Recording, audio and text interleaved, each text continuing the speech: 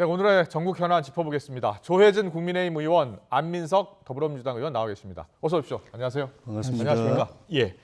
먼저 방미를 앞둔 윤 대통령, 우크라이나의 무기 지원 가능성을 시사하는 언론 인터뷰를 놓고서 그 배경이 무엇인지 많은 언론들이 분석을 하고 있습니다. 먼저 조혜진 의원님, 예. 방미를 앞두고 우크라이나 군사 지원 가능성을 열어놓은 배경은 어디 있다고 보세요? 그 직접 지원이죠. 지금까지도 이제 간접적으로 지원을 해왔는데 직접 네. 지원 가능성을 조금 이제 살짝 언급한 상황인데 아시는 것처럼 미국이라 이거 EU라든가 이런 서방 진영 국가들은 직접적으로 비행기나 뭐 탱커나 포탄이나 또 탱크 잡는 기구 이 뉴스에서 계속 나왔지만 제벌린 같은 이런 그 총기류 그 총포탄류 이런 것까지 포함해서 직접적으로 무기 지원을 해왔는데 우리는 그렇게 해도 그 국내법이나 국제법적으로 좀 전에 말씀처럼 아무 그 문제가 없었지만 러시아와의 관계 때문에 그렇게 하지 않고 간접 지원을 해왔죠. 네. 그런데 이제 그 미국, EU 이런 서방 진영 국가들이 계속 우리에 대해서 우리가 그 갖고 있는 이 국제사회에서의 지위, 위상, 또 서방 진영에서의 주도적 국가 위상에 걸맞는 좀 그 역할을 좀 해야 되는 것이 아니냐는 그러니까 쉽게 말하면 직접적인 지원을 요청하는 그런 요구들이 많이 있었는데 러시아와의 관계 때문에 안 해왔죠. 그런데 그 명분으로 보더라도 사실 저 6.25 전쟁 때 같은 경우는 우리가 알다시피 16개국이나 되는 나라들이 이제 무기 지원을 넘어서 가지고 직접 병력이 와가지고 목숨 바쳐가면서 우리를 지켜준 나라지 않습니까? 그 때문에 우리가 오늘 국가를 보존할 수 있었던 것인데 그런 것도 있고 또 그 러시아 그 만약에 전후 복구 그러니까 그 지금 북한의 동태라든가 중국하고 대만의 동태라든가 이런 걸 보면 동북아 우리 지역에서 또 어떤 상황이 벌어질지 모르는데 그때 우리가 도움이 필요할 때 만약에 그 다른 나라들이 니들도 알아서 해 우리는 간접적으로 지원밖에 못 하겠어 문제를 직접 알아서 해결해 우리는 직접 지원 못해 이래도 사실 걱정이 되거든요. 거기다가 이제 전후복구 사업이 우크라이나에서 천문학적인 시장이 펼쳐질 때 그 참여할 수 있는 우선순위는 지금 지원의 그 정도에 따라서 순서가 정해질 것인데 그런데 그동안은 국내 규정을 들어서 인도적 재정적 지원만 가능하다고 계속 선을 그어 왔잖아요. 대통령이 직접. 그런데 입장이 이번에 바뀐 이유가 방미를 앞두고 바뀐 것 아니냐. 제가 볼 때는 정치의 판단이 두 가지가 있지 않나 싶은데 지금 말씀드린 이런 전후복구라든가 앞으로의 뭐 동북아 상황 이런 것도 있지만은 러시아가 우크라이나 전쟁을 이렇게 종결 짓는 데서 지금 최후의 어떤 그 극단적인 방법을 동원할 가능성을 좀 포착하고 있는 것이 아닌가. 그래서 러시아가 지금 강하게 반발하고 있잖아요. 그래서 대통령께서 대규모 민간인들에 대한 대규모 공격이라든지 대량 학살이라든지 국제사회가 도저히 용납할 수 없는 상황이 벌어지면 이런 조건을 다른 것이 그런 가능성이 조금 보인다는 측면도 있을 것이고. 알겠습니다. 국제사회에서 우리 입장도 있는 것이어서 국민의힘 여당 입장 조건을 달아서 이제 이야기를 한 거죠. 알겠습니다. 어떤 우크라이나 전쟁과 관련해서 환경 변화가 있고 거기에 대해서 우리 정부의 입장도 조금씩 바뀌는 것 같다 이렇게 보시는 거죠? 지금까지는 이렇게 막아왔는데 더 이상 그냥 면피하기에는 어려운 상황이니까 조금씩 입장 조율을 하고 계신 거 아닌가 싶습니다. 입장 조율을 하고 있는 것으로 보인다. 자, 민주당은 그 발언을 즉각 철회해야 한다, 공식 철회해야 한다라는 주장을 하고 있어요. 가장 큰 이유가 어디에 있는 거죠? 아니 어제 대통령의 발언을 듣고서도 깜짝 놀랐는데 오늘 또 깜짝 놀랐어요. 평소 합리적이고 온건하시고 평화주의자이신 조혜진 의원님께서 저렇게 말씀하시니까 이게 총선에 가까이 오고 있구나라는 실감이 듭니다. 제가 두 가지 문제가 있다고 보는데요. 아무튼 이 발언의 의도는 방미를 앞두고 윤석열 대통령이 미국 측에 좀 큰 선물을 주려는 그런 과욕에 비롯된 좀 실언이었다라고 보는데요. 첫 번째 문제는 윤석열 정부가 지금 외교면에서는 완전히 아마추어적이지 않습니까? 일본에 다 내주고 일본이 독도 자기 거라고 영유권 주장하는 거에 대해 가지고 제대로 대응하지 못하고 후쿠시마 방류하는 문제에 대해 가지고도 제대로 대처하지 못하고 마치 우리나라를 일본에 넘길 듯한 그래서 네. 국민들이 뿔나 있는 거 아니겠습니까? 예, 예. 이런 아마추어 외교가 이번에도 나타났다고 봐요. 예. 대통령이 어제 발언했어요. 네. 무기 지원할 수도가 있다. 무기 지원할 수도 있다는 표현을 안 했지만 사실상 시사한 거죠. 그렇죠. 예. 네, 그런 가능성 언급하고서 화들짝 놀라가지고 잠시 후에 청와대가 그건 아니었다. 이렇게 오락가락하는 거는 상당히 아마추어적인 그런 외교의 한 측면을 보여주는 오늘 것이고요. 대통령실은 원론적인 발언이었다. 우크라이나 지원 내용은 변화 없다라고 이야기했고 아니 국민들을 깜짝 놀라게 해놓고 향후 러시아에 달려 있다 이렇게 표현을 하더라고요. 예. 특히 두 번째가 그 친미 사대 외교를 또 드러낸 거라고 봅니다. 그러니까 미국에 잘 보이려고 하다 보니까 러시아하고 적대적인 관계로 가는 것에 대해서 미처 인식하지 잘 못하고 있는 것이죠. 그래서 예, 오늘 예. 러시아에서는 이렇게 무기 지원할 경우에 이건 적대적인 행위로 간주하겠다 이런 얘기를 했잖아요. 네, 네. 이건 상당히 엄중하고 심각한 겁니다. 당장에 러시아에 가 있는 우리나라 회사들이 굉장히 어려워질 것입니다. 네. 그러니까 대통령은 미국, 일본, 그다음에 중국, 러시아 요 사이에서 적절한 균형을 유지하면서 국민들에게 안부 분할 주면 안 되죠. 네, 네. 예, 안정감을 줘야 되는데 대통령이 이렇게 국민들에게 불안감을 부추기는 것은 참으로 안타까운 일이죠. 네. 알겠습니다. 윤석열 대통령 한미 정상회담 이제 얼마 남지 않았고요. 일정까지 발표가 됐는데 한미 정상회담 때 우크라이나 이 지원 문제에 대해서 한미가 이제 어떤 합의를 할지 지켜봐야 될 것 같습니다. 윤석열 대통령이 또 4.19 발언에서 기념사 도중에 돈에 의한 매수로 민주주의가 도전을 받을 수 있다 이런 말을 했습니다. 이 말을 놓고서 여러 가지 해석이 나오고 있습니다. 원래 원고에는 없었던 내용이라고 하고요. 이 표현을 왜 했다고 보십니까? 4.19는 아시는 것처럼 우리가 일제 조선 왕조 시기를 거쳐서 민주 국가라는 건 경험도 못하다가 일제 또 제국주의 거쳐서 이제 신생 독립 국가에서 처음으로 민주주의를 하는데 그 민주주의가 많이 흔들렸고 독재 권력에 의해서 흔들렸고 그럴 때 우리 선열들께서 피를 흘리면서 그걸 지켜낸 민주주의를 지켜낸 것을 기념하는 그 기념 행사지 않습니까? 예. 근데 그 당시에는 이제 독재 권력에 의해서 민주주의가 위협을 받았지만은 지금은 그거는 조금 적어진 반면에 새로운 형태의 지금 그 민주주의가 안정되고 그 건강하냐 하면은 우리나라뿐만 아니라 전 세계적으로 민주주의가 흔들리고 있는데 그 새롭게 민주주의를 그 위협하는 요소가 이제 저 대통령께서 언급하신 그런 가짜 뉴스라든지 네. 허위 선동이라든지 아니면 협박 또 뭐 폭력 이런 거라든지 이런 유행에다가 또 금권 정치, 금권 선거에 의해서 민주주의가 흔들리고 있다, 위협받고 있다. 그거를 오늘 이제 강조하신 거죠. 저 표현 중에 4.19 혁명 열사가 피로서 지켜낸 자유와 민주주의가 사기꾼의 농락당해서는 절대 안 된다. 그래서 이 사기꾼이 누구냐? 제가 볼 때는 이제 가짜 뉴스를 퍼뜨리거나 허위 선동하는 사람들 예. 말하는 거겠죠. 알겠습니다. 안민석 의원은 어떻게 들으셨어요? 저는 대통령의 저 발언을 듣고서 제 길을 의심했습니다. 그러니까 4.19라는 것은 이승만 독재 정권에 황거한 우리 민중들의 봉기 운동이지 않습니까?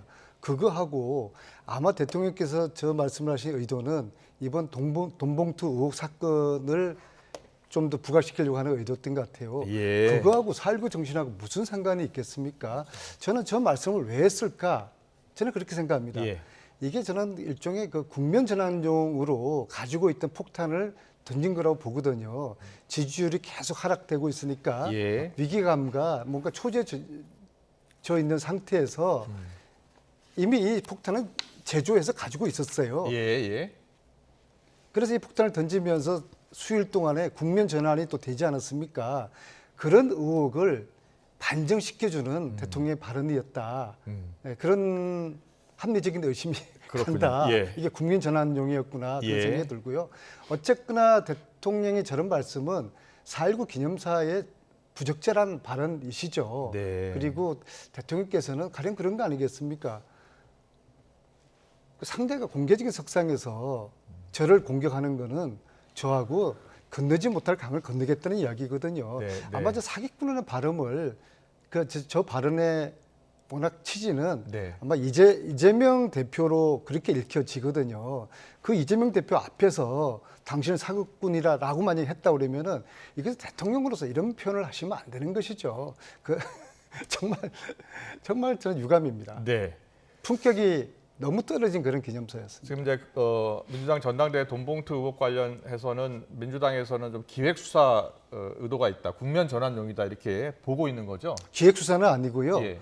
잘못된 것이죠. 그러나 이것은 왜 이 시점에서 네. 이 폭탄이 터뜨려졌을까? 예. 또 제2의 제3의 폭탄도 나올 거라고 저는 생각하거든요. 오늘 민주당 의총이 지금 3시부터 있다고 네, 했잖아요. 오늘 의총에서 어떤 이야기들이 나올 것 같습니까? 워낙 지금 이제 의총이 열리고 있는데 네, 이 네. 의총은 정책 의총입니다. 아, 예. 간호사법하고 의료법에 관련된 정책 의총이고 그다음에 이태원 참사 특별법을 예. 당론으로 정하기 위한 의총인데 그러나 때가 때인 만큼 네. 송영길 전 대표에 대한 이야기들이 이제 분출될 거라고 봅니다. 그러나 지금 당에서는 거의 분위기가 네. 송영길 대표가 책임지고 수습을 해야 된다. 아. 그래서 22일 기자회견하는 게 아니라 예. 22일 출국을 해야 된다. 예. 그래서 송영길 전 대표당 이번에 별명이 황소거든요.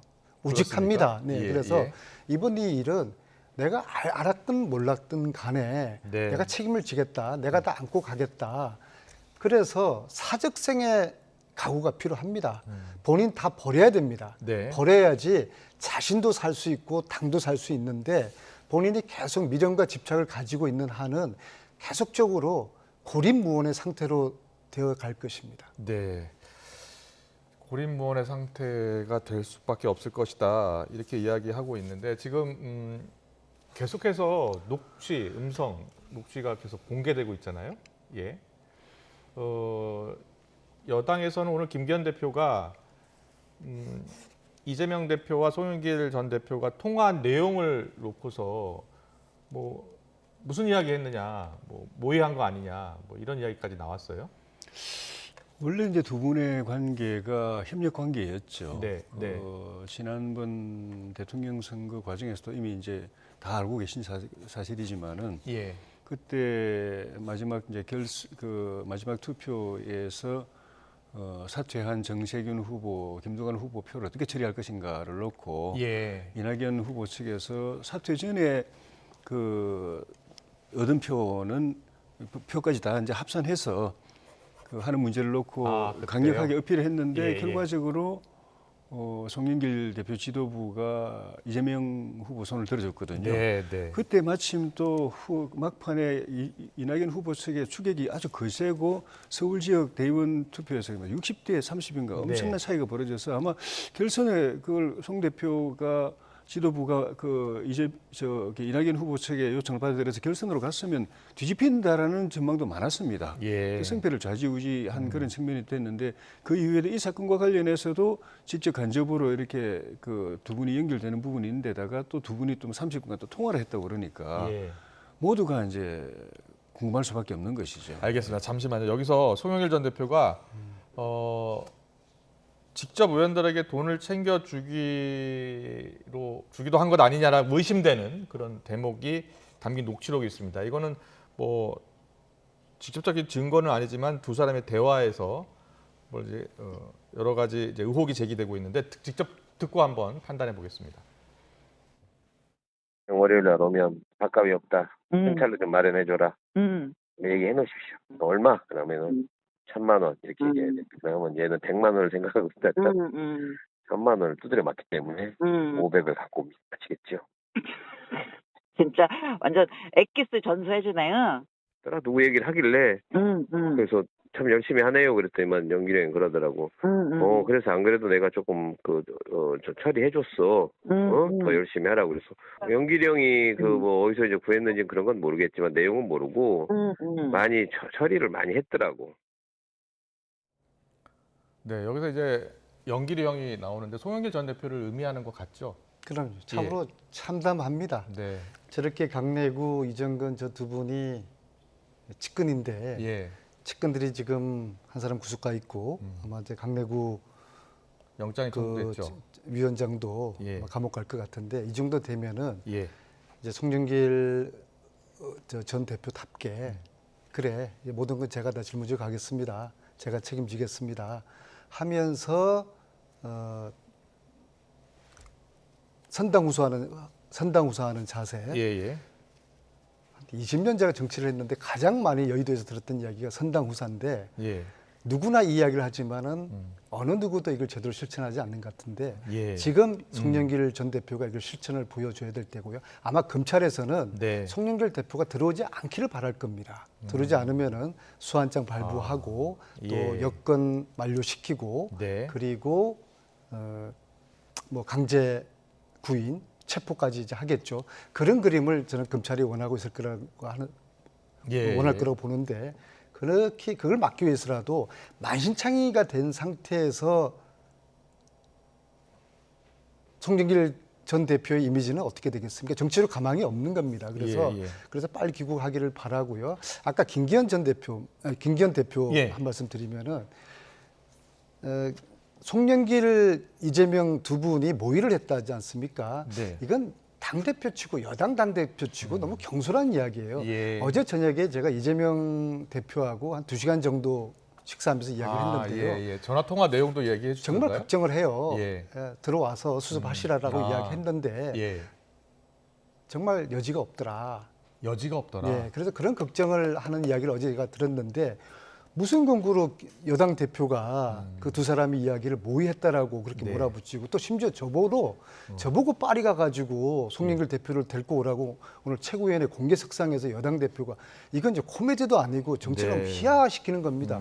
저는 과거에 최수실 정유라를 그 국민들의 그런 네. 요구에 부응해가지고 독일 가서 추적하고 돈을 추적하고 네, 네. 그러기 때문에 외국을 갔던 것이지 그런 저한테 파리 가가지고 안민석 당신이 송영길 데리고 와라고 하는 것은 여당 대표답지 못한 경솔한 정치를 너무 희화시키는 그런 발언이고 좀 신중했으면 좋겠습니다. 여당 입장 잠깐 들어볼게요. 근데 유인태 전 사무총장 오늘 그 라디오 인터뷰 보니까 여야 할 것 없이 터진 것 아니냐. 전당대회 관련해서 오랜 관행이 있었다 이렇게 표현을 하더라고요. 터질 게 터졌다. 두 분 다 중진 의원들께서 나와 주셨으니까 유인태 전 사무총장의 이 이야기가 맞습니까? 과거에 올라가면은 뭐 돈 선거가 뭐 공공연했죠. 네. 뭐 그렇게 수시로 터졌죠. 이해할 것 없이. 예. 그러다가 2008년도에 저희 전당대회에서 이제 돈봉투 건이 나와가지고 뭐 금액으로 보면 그 이전에 비해서는 적지만은 사법당국이 그때 아주 이제 박기태 엄정하게 대표가 선출됐을 때 말씀하시는 예. 거죠? 예. 그 검찰이나 법원에서 아주 이례적으로 이 경종을 울려줘야 된다. 그동안에 이게 싹 정리된 줄 알았는데 아직도 이런 게 있네 해가지고 상당히 중형을 내렸습니다. 예. 그대로 저희 당에서는 이런 일이 불거진 게 한 번도 없었습니다. 그래서 예. 민주당도 뭐 특별한 게 없었고 그래서 이제는 이런 문제는 여야 할 것 없이 이제 정리된 거 아닌가 하는 생각을 아마 대부분 다 했을 텐데 네. 그런 측면에서 이번에 민주당에서 벌어지고 있는 일을 보고서 예. 야, 아직도 이런 게 남아있구나 하는 데 대해서 어떤 생경스러움도 있고 예. 근데 그 일을 둘러싸고 사후에 이 벌어지고 난 뒤에 또 민주당에서 나오는 이야기 뭐 최고위원들 당 지도부나 네. 또 중진 의원들이 하는 이야기들 보면은 뭐 금액 얼마 안 되는 거 아니냐 뭐 그것도 실비 아니냐 뭐 그 정도로 모아 쓸 수 있는 거 아니냐 이런 이야기 나오는 걸 보고서 머릿속에 아직 이런 게 남아있구나. 이게 남아있으니까 행동이 이 관행이라는 이름으로 이 단절이 안 되고 네. 계속 이어지고 있구나 하는 생각이 들어서 네. 진짜 이번 기회에는 행동으로도 건전하면서 머릿속에서 그런 걸 지워야 되지 않나 하는 생각이 듭니다. 알겠습니다. 그리고 근데 JTBC 어제 공개한 녹취록에 보면 스폰서 역할을 한 이제 김모 씨라고 등장을 하더라고요. 근데 보니까 그 김모 씨 자녀가 이재명 대선 후보 캠프에서 지금 출근을 했다. 윤관석 의원 이런 그 녹취록이 공개됐어요. 대선 캠프 계셨었잖아요. 네. 이런 이야기가 그때도 있었습니까? 뭐 저는 뭐 전국 돌면서 제가 그 특보단장을 했거든요. 예, 네. 뭐 사람을 만나는 일이었기 때문에 캠프 내부에서 이런 세세한 이야기를 모르고요. 예. 단지 네. 앞으로 무수한 폭탄들이 터져 나올 것 같아요. 예. 그 폭탄이 몇 개 어디서 터질지 어느 누구도 모른다는 것이 참으로 두렵기만 하고요. 네. 이제 이게 서막에 불과하다. 예, 이 끝이 어떤 결과일지는 어느 누구도 장담할 수 없고 단 이것이 저희들 내부 민주당을 혁신하는 그런 큰 모멘텀이 될 겁니다. 네. 그리고 저희들이 혁신하게 되면은 또 국힘도 혁신 안 할 수가 예. 없겠고요. 그래서 돈봉투 이 의혹 사건이 일종의 나비 효과가 돼서 네. 22대 총선이 물갈이가 아니라 판갈이가 되는 수준의 그러한 나비 효과가 나타나지 않을까 그런 생각을 합니다. 알겠습니다. 그렇게 했으면 좋겠습니다. 네, 마지막에 좀 짧게 짚고 가려고 하는데요. 당정협의회 정부 여당 열어서 전세 사기 피해자 대해서 우선 배수권 부여하는 방안 검토하기로 했는데 여야가 이 와중에도 서로 니탁 공방하고 있습니다. 듣고 오겠습니다. 민주당에게 묻겠습니다. 민주당은 지난 문재인 정권 시절 임대차 3법을 강행 처리하면서 집값과 전세값 폭등의 원인을 제공했습니다. 빌라왕 같은 사기꾼들이 기생하는 환경을 만들었습니다. 이런 사기꾼이 약자를 희생시킬 때 문재인 정권과 민주당은 무엇을 했습니까? 민간 미분양은 사주라면서 생사가 걸린 전세 사기 피해자들은 왜 선구제 못합니까? 기업 세금을 깎아주고 세수 부족은 서민 증세로 막자는 내로남불식 유전무죄의 무전유죄의 기득권 시장 경제론이 또 발동되는 겁니까?